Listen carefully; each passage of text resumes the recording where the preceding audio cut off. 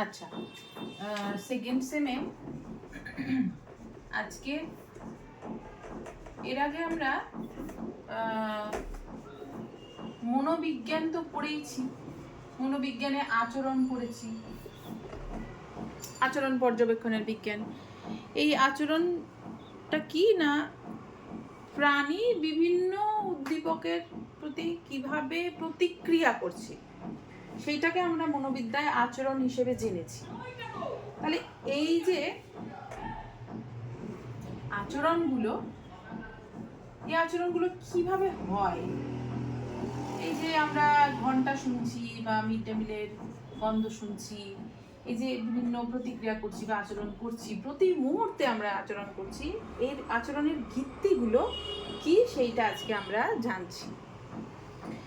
এটা জানার আগে বলি যে আমাদের দেহ, শরীর বিভিন্ন রকমের নার্ভ, অসংখ্য সূক্ষ্ম সূক্ষ্ম নার্ভ বা স্নায়ুর সমন্বয়ে গঠিত। স্নায়ু সব জুড়ে একটা বিরাট স্নায়ুতন্ত্র আমাদের সারা শরীর জুড়ে রয়েছে।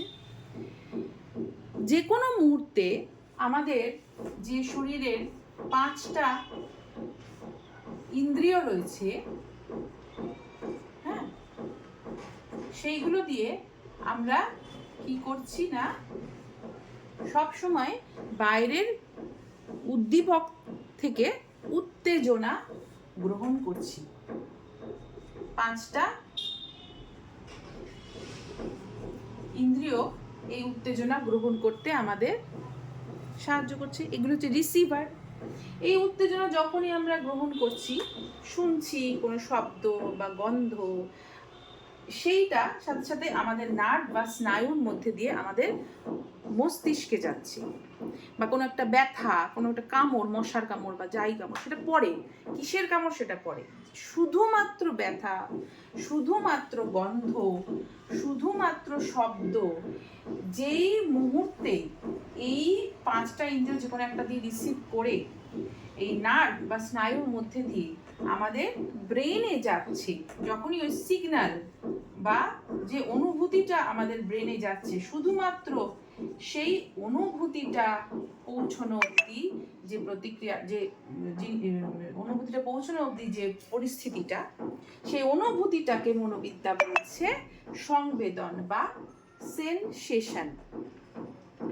কিসের গন্ধ, কিসের শব্দ, কিসের ব্যথা সেটা কিন্তু নয়, শুধুমাত্র ব্যথা বা একটা অনুভূতি বা একটা গন্ধের অনুভূতি, একটা প্রাথমিক, খুব বেসিক লেভেলের, খুব প্রাথমিক লেভেলের একটা অনুভূতি, খুব প্রাথমিক বা বেসিক লেভেলের অনুভূতি, জাস্ট একটা অনুভূতি। তখনও কিন্তু আমাদের ব্রেন এটা মানে নির্দিষ্ট করে বলছে না বা নির্দিষ্ট করে বুঝতে পারছে না যে এটা কিসের গন্ধ বা কিসের শব্দ।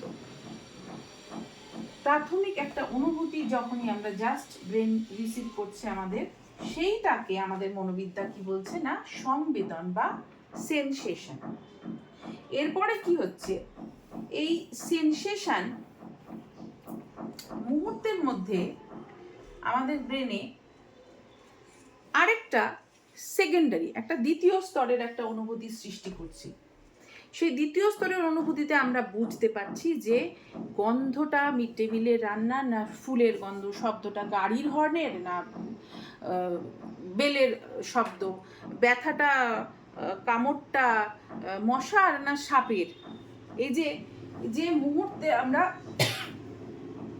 বেছে নিচ্ছি, যে মুহূর্তে আমার ব্রেন উপলব্ধি করে ফেলছে যে এই গন্ধটা বা শব্দটা কিসের, কোথা থেকে আসছে, বা এটা খারাপ না ভালো, আমার ব্রেন এটা পছন্দ করছে কি করছে না, এই যে মুহূর্তে আমার ব্রেন এটা বুঝতে পারছে, সেই মুহূর্তটাকে বলা হচ্ছে মনোবিজ্ঞানের ভাষায় প্রত্যক্ষণ বা পারসেপশন।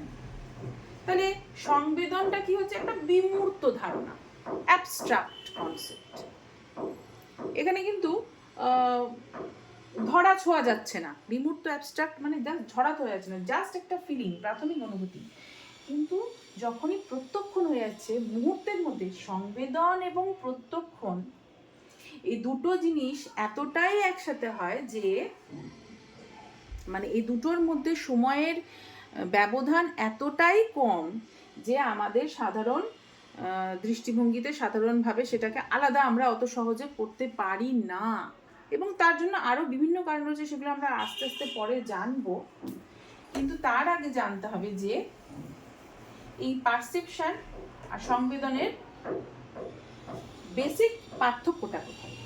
এইটা যখনই এই অনুভূতিটা আসছে প্রত্যক্ষণ বা পারসেপশন, তখন আমাদের একটা মূর্ত ধারণা হচ্ছে, একটা মূর্ত ধারণা হচ্ছে। সংবেদন যতক্ষণ ছিল তত কিন্তু সেই ধারণাটা কিন্তু মূর্ত নয়, বিমূর্ত।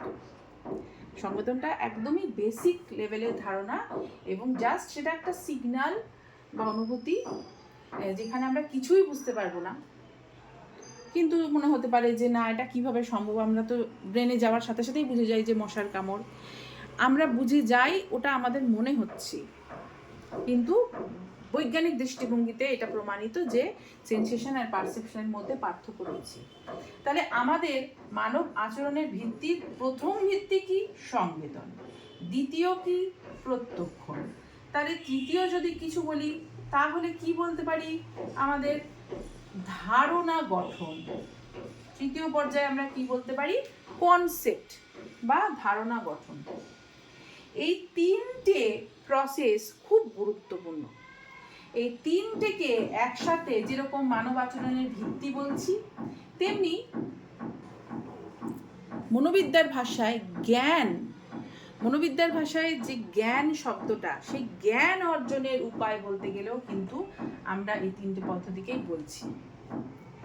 সংবেদন, তারপরে প্রত্যক্ষণ, তারপরে ধারণা গঠন, এবং তারপরে এইভাবে প্রাণী কি করে না বিভিন্ন অভিজ্ঞতা অর্জন করে, তার বা জ্ঞান অর্জন করে এবং আচরণ সম্পাদন করে। এত কিছুর মধ্যে দিয়ে আমরা জাস্ট একটা মশাকে মারি, তাহলে এই ব্রেন যে আমার এই যে মশা কামড়ালো আমার হাতে বা পায়ে যেই জায়গাটা, সেখানে আমার যে এই যে আমার হাতটা কাজ করছে, এই জিনিসটা বা এই আচরণটা আমরা যে এত সহজে করে ফেলি তা কিন্তু নয়।